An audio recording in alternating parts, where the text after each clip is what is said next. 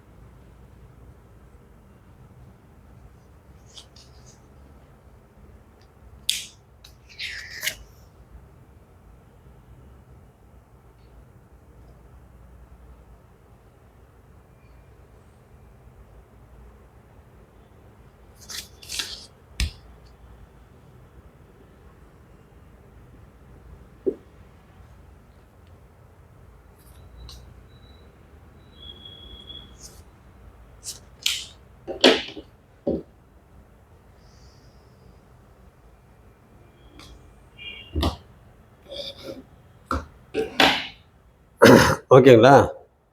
இப்போ பார்த்தீங்கன்னா லக்னம் மிதுன லக்னம், ராசி ரிஷப ராசி. சூரியன் உச்சமாக இருக்கார். எத்தனை டிகிரியில் உச்சமாக இருக்கிறாரு அப்படின்னு பார்த்தீங்கன்னா 28 டிகிரியில் உச்சமாக இருக்கார். அப்போ பார்த்தீங்கன்னா சந்திரன் வந்து 6 டிகிரியில் இருக்கிறாங்க. அப்போ இவங்க 2 பேரும் என்ன ஆகிட்டாங்க, சூரியன் சந்திரனும் க்ளோஸில் தான் இருக்கிறாங்க. எத்தனை டிகிரி வித்தியாசத்தில் இருக்கிறாங்க, இதில் ஒரு 2, இதில் ஒரு 6, 8 டிகிரி வித்தியாசத்தில் இருக்கிறாங்க. அப்போ பார்த்தீங்கன்னாக்கா அப்போ என்ன ஆயிடுச்சு, அமாவாசையை தாண்டி சந்திரன் வந்து அப்போ தான் போயிருக்கிறாரு. ஓகேங்களா, அப்போ தான் போயிருக்கிறாரு. இருந்தாலும் அது அமாவாசை கணக்கு தான், ஒளி கிடையாது. ஆனால் லக்னத்தில் குரு வந்து திக்பலமாக இருக்கிறாரு. ஓகேங்களா, திக்பலமாக இருக்கிறாரு.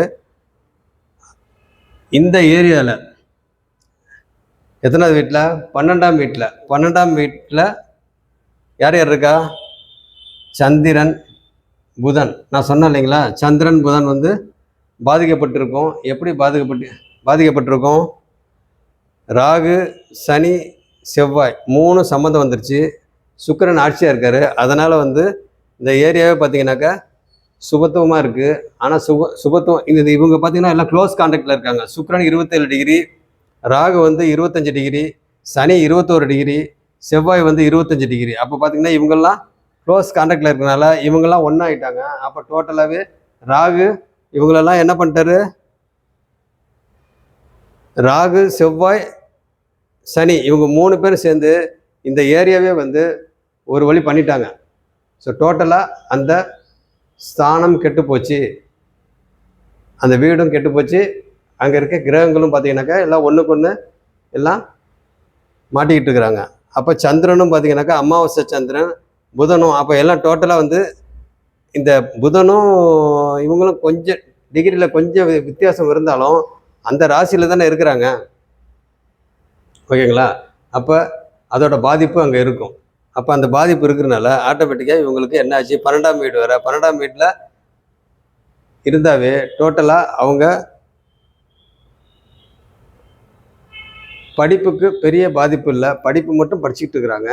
ஏன்னா புதன் வந்து 15 டிகிரியில் வர்க்கோத்தமமாக இருக்குது, அது வந்து தனிச்சிருக்கு, கொஞ்சம் வித்தியாசம் வந்துருச்சு. ஏன்னா 25 டிகிரி ராகுவோட பார்த்தீங்கன்னா 25 டிகிரி, இது 15 டிகிரி. அப்போ பார்த்தீங்கன்னாக்கா கொஞ்சம் வித்தியாசம் வந்துச்சு. இருந்தாலும் புதன் பாதிக்கப்பட்டிருக்கு. இருந்தால் நார்மலாக படிக்க முடியலையே, இப்போ மற்றவங்களாம் படிக்கிறாங்க இல்லைங்களா, அந்த மாதிரி நார்மலாக படிக்க முடியலையே, அவங்க கொஞ்சம் வித்தியாசமாக தான் படிப்பாங்க.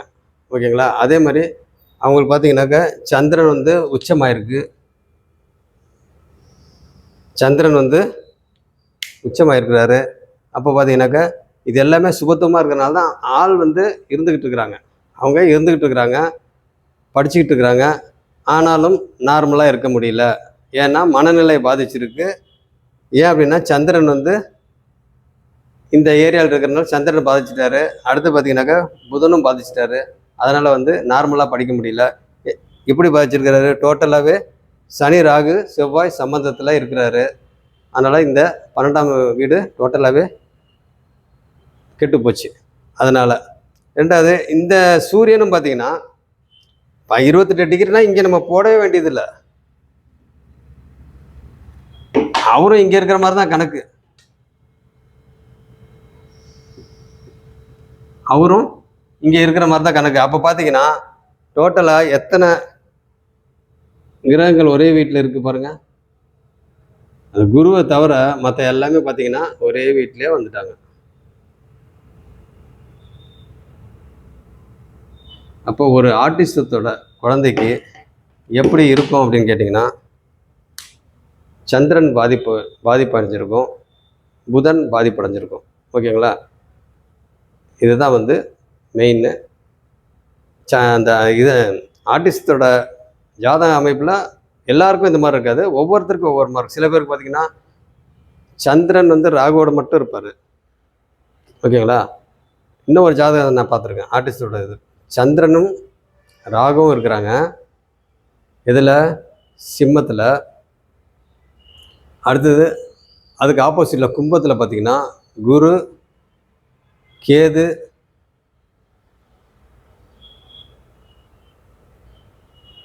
ஆமாம் கும்ப லக்னத்தில் பார்த்தீங்கன்னா கேது, சுக்கிரன்,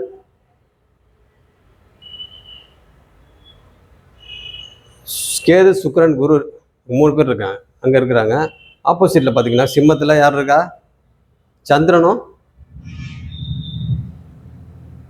கும்பலக்னம். ஆமாம், கும்பலக்னம் சிம்ம ராசி ரெண்டும் ஆப்போசிட்டு. ஓகேங்களா? அப்போ பார்த்தீங்கன்னாக்கா உங்களுக்கு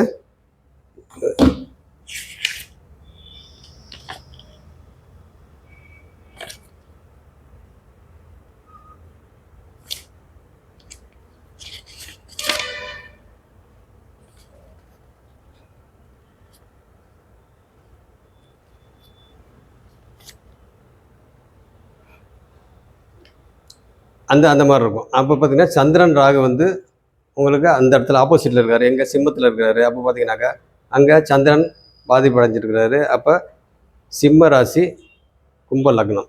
அப்போ ஆப்போசிட்டில் பார்த்தீங்கன்னா குரு இருந்து கூட அந்த குரு பார்வை இருக்கிறனால தான் ஆளே இருந்துகிட்டு இருக்கிறாரு இல்லைங்களா? அப்படி இருந்துட்டு இருக்கிறாரு. அதனால் வந்து அவரும் பார்த்தீங்கன்னா ரொம்ப பாதிப்பில் தான் இருக்கிறாரு. இந்த மாதிரி நிறைய ஜாதகங்கள் ஆர்டிஸ்டோட இதை நான் பார்த்துருக்கேன். மொத்தத்தில் சந்திரன்றது என்னது? மனோகாரகன் தானேங்க. சந்திரன் மனோகாரகன். அதனால் ஃபஸ்ட்டு மனசு பாதிக்கும்.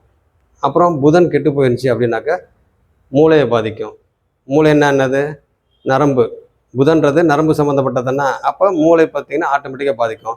இப்போ இந்த ஜாதகத்தில் பாருங்கள், புதன் நரம்பு பாதிச்சிருச்சு. ரொம்ப பாதிக்கலை, ஆனால் பாதிச்சிருச்சு. அதனால் நல்லா பேசுவாப்பில், நல்லா இது பண்ணால் ரொம்ப தெளிவு, ரொம்ப இதாக இருக்கும். சந்திரன் உச்சம் வர அப்போ பார்த்தீங்கன்னாக்கா அவங்க ஆளை பார்த்தாக்க சந்திரன் மாதிரியே இருப்பாங்க. அப்படிலாம் பார்த்தாக்க எல்லாம் ஓகே, ஆனால் நார்மலாக இருக்க முடியல. ஓகேங்களா? இன்னொரு விஷயம், மேரேஜுக்கு உண்டான அமைப்பும் இல்லை. அதனால் வந்து டோட்டலாகவே பாதிச்சாச்சு.